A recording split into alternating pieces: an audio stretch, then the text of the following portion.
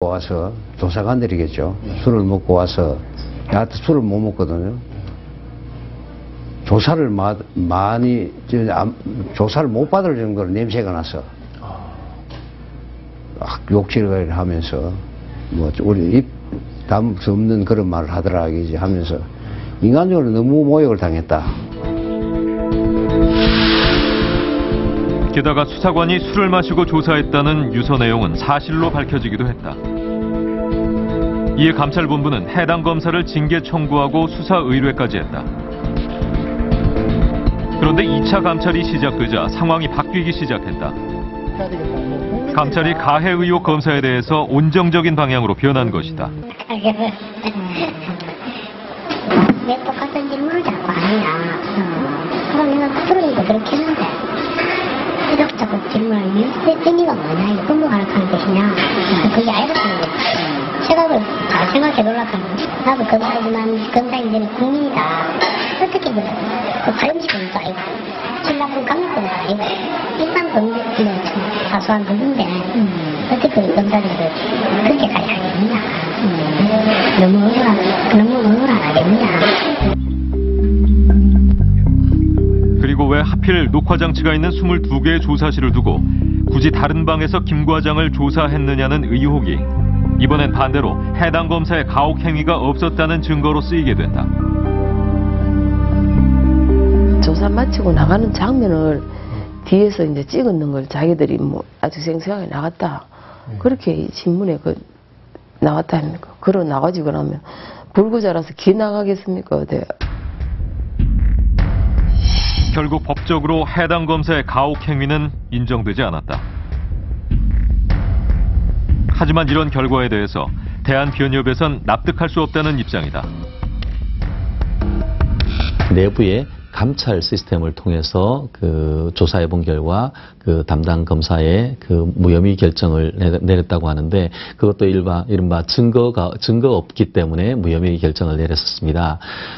과연 그게 실체 진실에 부합하는 것인지는 좀 전 말씀드렸듯이 유서에 비추어 볼 때 상당히 의문이 아닐 수 없습니다.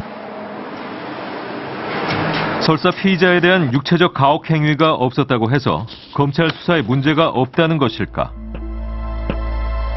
검찰 수사 중 자살자들의 유서를 분석해보면 이들의 자살에 검찰의 강압적인 수사 방식이 큰 역할을 한다는 것이 드러난다.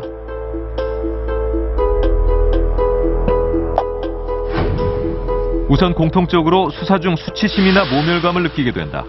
갖은 욕설과 협박으로 인간 쥐어 취급하는데 격분을 참을 수가 없습니다.